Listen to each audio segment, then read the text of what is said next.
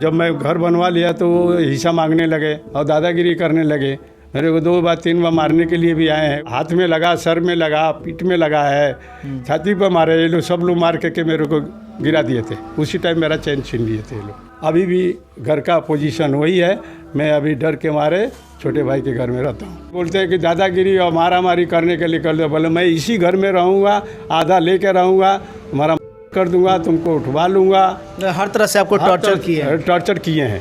और इस सब को लेकर के आप थाने से लेकर जिला में सबके पास गए, लेकिन किसी ने कोई सुनवाई नहीं किया है। मेरे से पूछने तक ले भी नहीं आया है कोई भी। नमस्कार, आप सभी का बहुत बहुत स्वागत है झलको गोपालगंज में। इस वक्त हम गोपालगंज जिले के विजयपुर प्रखंड के अघैला मिश्र गांव में पहुंचे हुए हैं और आप सबको बता दें कि यहां पे एक पारिवारिक मैटर जो है काफ़ी तेज़ी से वायरल हो रहा है। और आप सबको बता दें कि 2 भाइयों के बीच में जो है कि एक घर को लेकर के काफ़ी तेज़ी से जो है कि झगड़ा चल रहा है। इस सब मैटर पर बात करने के लिए हमारे साथ नगनारायण मिश्र जी हैं और तमाम तरह की बातें करेंगे कि कौन कौन सी परेशानियों से जो है कि जूझ रहे हैं। नगनारायण मिश्र जी, ज़रा हमको आप ये बताइए कि आप कितने भाई हैं? हम लोग 3 भाई हैं। एक पिताजी के 3 बेटे? एक बेटे के, हाँ, एक पिताजी के 3 बेटे हैं। जब आप लोग के ज़मीन का बंटवारा हुआ कि आप यहाँ पे घर बनवाइए, आप यहाँ पे उन्हें सब कोई मान गया उस समय? हाँ, सबको ये मान गया क्योंकि भाई सब यहाँ अपना जहाँ है हम दिए हैं वो ये कर लीजिए। सब कोई एग्री हो गया कि आप घर बनवा सकते?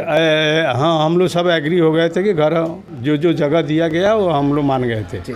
तो जैसे सब कोई मान गया, उसके बाद से आप अपने घर में काम लगवाने के लिए गए। जैसे जैसे आपके पास पैसा है आप घर में काम लगाने लगे। हाँ। 4 बार 5 बार काम लगवाए तो कोई नहीं बोला। 6वीं बार वो जो है कि काम लगाने से क्यों मना कर दिए? 6वीं बार ये हो गया कि जब हमने घर कंप्लीट कर लिया, करने के बाद अभी इनको थोड़ा सा हम घर बनवाए रिटायर होने के बाद, उसके बाद इन्होंने कहा कि ये घर हमारा, आधा हमारा है, आधा तुम अपना बनवा लिए है और आधा जो है वो देने को तैयार नहीं। उसमें मार झगड़ा, पुलिस केस करने के लिए होते हैं। हर सब कुछ मारा गया। 3 बार हमारे पास आए, उनके समधी लोग आए। जब आप घर बनवा लिए उसके बाद से उसमें वो हिस्सा मांगने लगे? हाँ, जब मैं घर बनवा लिया तो वो हिस्सा मांगने लगे और दादागिरी करने लगे।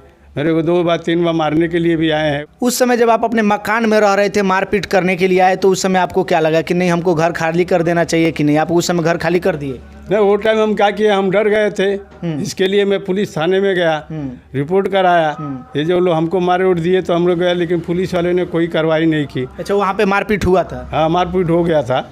उसके बाद से आप थाने पे गए? थाने पे गए, थाने पर रिपोर्ट लिखाया। पहले मैं ही गया था, लेकिन थाने वाले ने कुछ सुना नहीं। उसके बाद मैं एसपी साहब के पास गया, वहाँ भी दरख्वास्त दिया हूँ। मंडल में भी गया, उसका भी कंप्लेंट लिख कर दिया हूँ। कोई सुनवाई नहीं, कोई नहीं आया। ये किया, बाद में हम ताला मार करके चले आए थे छोटे भाई के घर में। उसके बाद ये लोग ने क्या किया कि कोई पुलिस वाली कोई हमको पूछा नहीं, कुछ भी नहीं किया। और एक दिन आकर के ताला तोड़ करके कुछ गांव वालों को, आदमी लोगों को जमा कर लिए। और एक सीओ विजयपुर का जो सीओ था वो आए। उसके बाद मंडल आयोग के जो डीएसपी है वो आए और सब मिल करके ये लोगों ने हमारा घर का सब ताला तोड़ करके, अभी भी घर का पोजीशन वही है।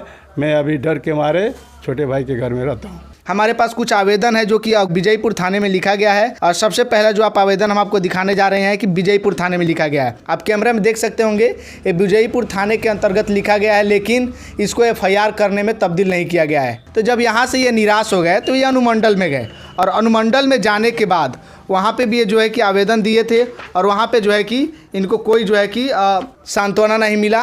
वहाँ पे भी आप देख सकते हैं, उसका भी एविडेंस है आप सबके पास। आप देख सकते हैं विजयपुर थाना, उसके बाद से जो है कि हथुआ अनुमंडल, और अनुमंडल के बाद भी जब इनको कोई सांत्वना नहीं मिला, कोई कार्रवाई नहीं हुआ, तो हार पाँच करके लास्ट में जा करके जो है कि एसपी साहब, जिला में जितने भी अधिकारी है सबकी नज़र में डालने के लिए एसपी साहब के पास ये आवेदन दिए और वहाँ पे देने के बाद ये घर चले आए।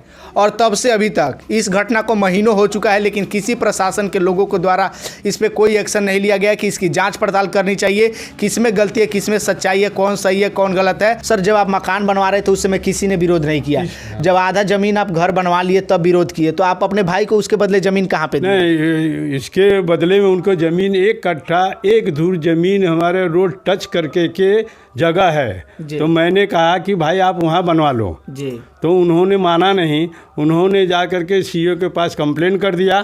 सीईओ कंप्लेन करने के बाद सीईओ ने ये फैसला सुना दिया कि आप 1 लाख रुपया ये मजबूर हैं इनको इनकम नहीं है, गरीब जान के चाहे कुछ भी जान के या भाई जान करके आप 1 लाख रुपया इनको दे दीजिए, वो अपना घर उधर जो साइड में 1 कट्ठा 1 ज़मीन है वो वहाँ बना लें। तो उन्होंने वहाँ तो मान लिया कि हाँ हम तैयार हैं, और आप भी उस समय 1 लाख देने के लिए तैयार थे? हाँ, हम 1 लाख रुपया देने को तैयार थे।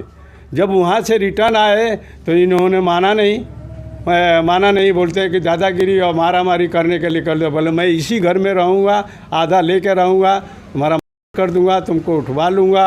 हर तरह से आपको टॉर्चर किए हैं। वो आधा हिस्सा करने के लिए क्यों बोल रहे हैं सर? आधा इसलिए कह रहे हैं कि मतलब छोटे वाले को कुछ न दिया जाए। अच्छा। तो जब मैं घर बनवाया हूँ तो छोटे वाले को क्यों नहीं मिलना चाहिए? बिल्कुल मिलना चाहिए। एक पिताजी के 3 बेटे हैं तो चाहे जो भी चीज़ हो उसमें 3 हिस्सा लगेगा। 3 हिस्सा लगना चाहिए। घर में भी लगा दो और ज़मीन में भी लगाओ। ऐसा कहते हैं कि घर में हम आधा ले लेंगे, ऐसा कौन सा कानून है? तो वो बोला कि आधा। हाँ, तो बोलते हैं कि नहीं आधा चाहिए, तो ऐसा कैसा ये होएगा? और दूसरी बात है कि उनके लड़के का शादी नहीं हो रहा था जी, 32 बरस का हो गया था जी, 20 बरस की लड़की से शादी हुआ ही है उसको। तो उस लड़के में उसके लड़के के शादी में 4 लाख रुपया खर्चा किया हूँ। अच्छा।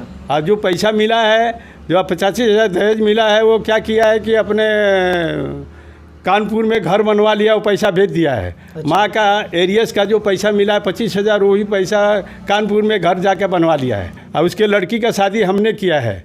उसके औरत का कैंसर का बीमारी था, वो 1 साल मैंने किया है।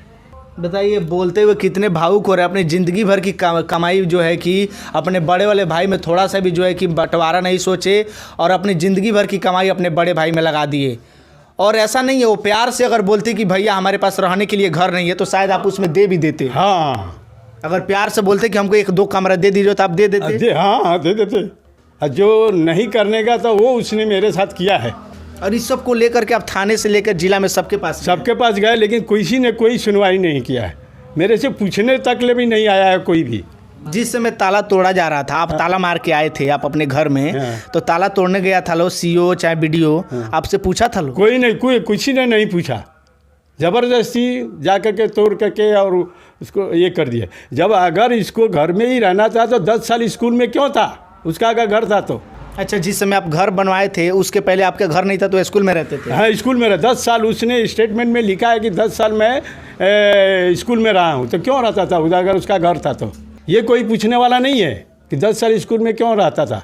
जिस समय इनके भाई ने और इनके भाई के काफ़ी ज़्यादा संगतियों ने इनके परिवार के ऊपर और इनके ऊपर हमला किया था, उस हमले में काफ़ी ज़्यादा चोटें लगी थी, काफ़ी जो है कि सर फूट गया था, हाथ फूट गया था और काफ़ी जो है कि ब्लड इनके शरीर से गिर रहा था। और आपको बता दें कि उस ब्लड गिरते हुए समय इनके शरीर से बहुत सारे ऐसे चीज़ थे जो कि छीने गए थे, ये हमको बता रहे थे। सर, उस समय क्या क्या हुआ था आपके साथ? मेरे साथ ये दोनों बड़े भाई साहब ने और उनका क्या बोलते हैं कि उनका साड़ू भाई का लड़का, दोनों जन हमारे इधर आए थे और आ करके मेरे को मारने लगे, गाली देने लगे। और देने के बाद मेरा चैन छीन लिए, चैन छीन करके मार उड़ करके भगने लगे। वो टाइम हमने उनका गमछा, उसका चप्पल मेरे घर में छूट गया और ये भाग करके निकले। उसके बाद मैं पुलिस थाने में गया, थाना जाने में रिपोर्ट कराया। रिपोर्ट करने के बाद कोई भी सुनवाई नहीं हुई। कोई सुनवाई होने के नाम पर फिर हम क्या किए कि मतलब फिर मंडल आयोग में गए, सीओ के पास गए, एससी के पास क्या बोलते हैं एसपी के पास गए, लेकिन अभी तक कुछ कार्रवाई नहीं हुई है। तो बहुत सारा मामला इस परिवार से निकल के सामने आ रहा है। विजयपुर थाने के जितने भी पदाधिकारी हैं या फिर अनुमंडल के या फिर जिला के जितने भी लोग हैं, सबको कहीं नहीं तो कहीं निष्पक्षता से इस मैटर की जांच करनी चाहिए। और सबसे बड़ा चीज़ यह है कि उस घर को खाली करवाना चाहिए। और उस घर को खाली करवाने के बाद अगर ये मामला कोर्ट में चल रहा है तो कोर्ट से डिग्री आने के बाद जिसके पक्ष में डिग्री होगा, जिसका एविडेंस सही निकलेगा, उसको उस मकान में रहने का अधिकार देना चाहिए। तब तक के लिए उस मकान को कहीं नहीं तो कहीं स्थगित कर देना चाहिए। आप लोग इस वीडियो को ज़्यादा से ज़्यादा शेयर करिए ताकि तमाम जिले के अधिकारियों के पास ये वीडियो पहुंचे और कहीं नहीं तो कहीं इस मामले को संज्ञान में लेते हुए और इसकी जांच पड़ताल की जाए।